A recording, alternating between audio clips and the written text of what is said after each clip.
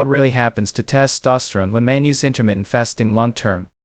A lot of men start intermittent fasting for fat loss, mental clarity, or metabolic health. But sooner or later, almost every man asks the same question. Is fasting helping my testosterone or hurting it? The answer isn't simple. Because testosterone does respond to fasting in just one direction. Long-term intermittent fasting can either support healthy testosterone levels, or slowly suppress them depending on how it's done, how long it's done, and what's happening inside the body over time. To understand this, we need to look at what testosterone really depends on and how fasting changes those systems step by step. Testosterone is not just a sex hormone. It's a signal of overall energy availability. Your body only produces strong testosterone levels when it feels safe, nourished, and capable of growth. And that's where fasting becomes a double-edged sword. Let's start with what happens in the early stages of intermittent fasting. When a man begins fasting, insulin levels drop. Lower insulin improves insulin sensitivity. Better insulin sensitivity reduces inflammation. Lower inflammation supports healthier hormone signaling. At the same time, fasting increases growth hormone. Growth hormone and testosterone work closely together to support muscle repair, fat loss, and recovery. In the short term, many men notice improved energy, sharper focus, and sometimes even higher libido. That's not imagined. Early fasting can reduce fat mass, especially visceral fat, and body fat plays a major role in testosterone levels. Fat tissue converts testosterone into estrogen. So when body fat drops, estrogen drops, and free testosterone often rises. This is why short-term or moderate fasting can improve testosterone markers in overweight men. But that's only part of the story. Now let's talk about long-term fasting, because this is where things change. Testosterone production is controlled by the brain. Specifically, the hypothalamus and pituitary gland, together known as the abaxis. This system constantly asks one question. Do we have enough energy to grow, reproduce, and build muscle? When fasting continues long-term, especially with chronic calorie restriction, the brain may start answering no. And when the brain senses long-term energy scarcity, testosterone is one of the first systems it downregulates. Not because fasting is bad, but because testosterone is expensive for the body to maintain. Reducing testosterone requires adequate calories, enough dietary fat, sufficient protein, macronutrients like zinc, magnesium, and vitamin D, low chronic stress. If any of these are missing for too long, testosterone production slows down. This is where many men run into trouble. They fast aggressively. They train hard. They eat too little. They sleep less. They stay stressed. And slowly, testosterone starts to fall. One of the biggest players here is cortisol. Fasting naturally raises cortisol slightly. This helps mobilize stored energy. That's normal. But when fasting is combined with overtraining, poor sleep, and low calories, cortisol stays high. High cortisol directly suppresses testosterone. Cortisol and testosterone work like a seesaw. When one stays elevated too long, the other drops. Men who fast long-term without recovery often report low libido, poor gym performance, mood changes, fatty, brain fog. Not because fasting destroys testosterone, but because the body perceives constant stress. Another key factor is calorie availability over time. Intermittent fasting does not automatically mean calorie restriction. In practice, many men undereat without realizing it.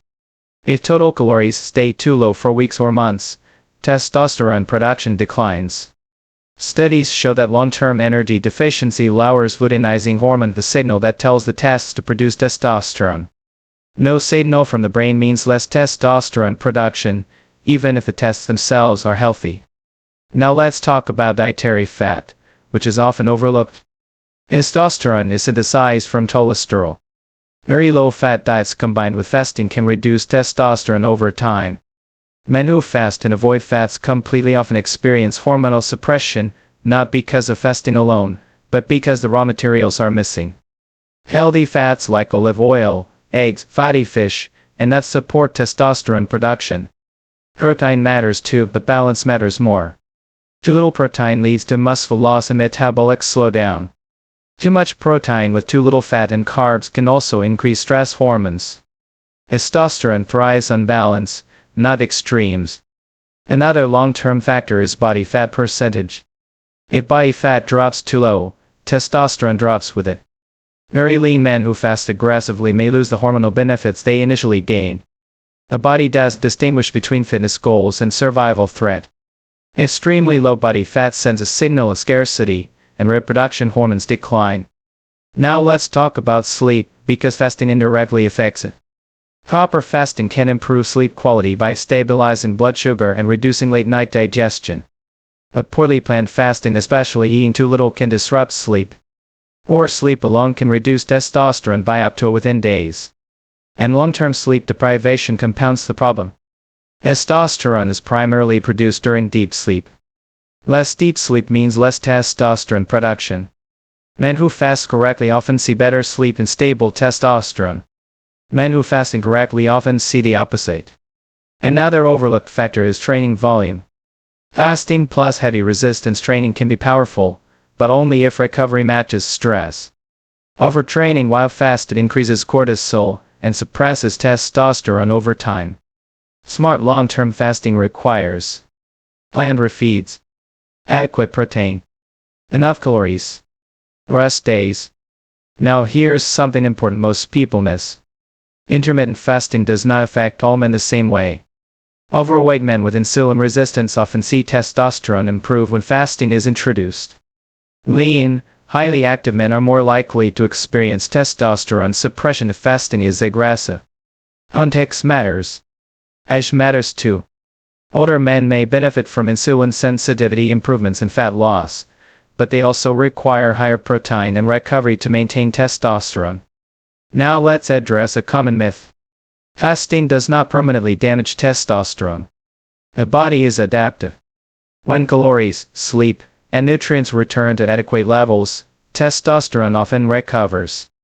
A long-term suppression can feel very real while it's happening. The goal is not to avoid fasting. The goal is to use fasting strategically. So what does long-term testosterone-friendly fasting look like? It looks like moderate fasting windows at hours for most men. Adequate calories during eating windows. Enough dietary fat. Sufficient protein. Strength training without overtraining. Quality sleep. Stress management. It avoids extreme daily calorie deficits. Very low-fat diets. Chronic high cortisol. Poor recovery. Long fasts combined with intense training. When done correctly, intermittent fasting can support healthy testosterone, improved insulin sensitivity, lower inflammation, better body composition, stable energy and mood. When done incorrectly, it can suppress testosterone not permanently, but significantly. So what's the final takeaway? Intermittent fasting does raise or lower testosterone by itself. It amplifies your lifestyle.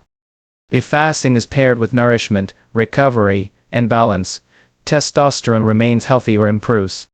If fasting is paired with chronic stress, undereating, poor sleep, and overtraining, testosterone declines. Your hormones are not broken. They are responding intelligently to the signals you give them. Fasting is one of those signals. Used wisely, it can support male hormonal health. Used aggressively, it can work against it. Understanding this difference is what separates men who thrive on fasting from men who feel worse over time. If you want more science-based breakdowns on how fasting affects the male body, hormones, and performance, follow the channel and keep learning what's really happening inside your body.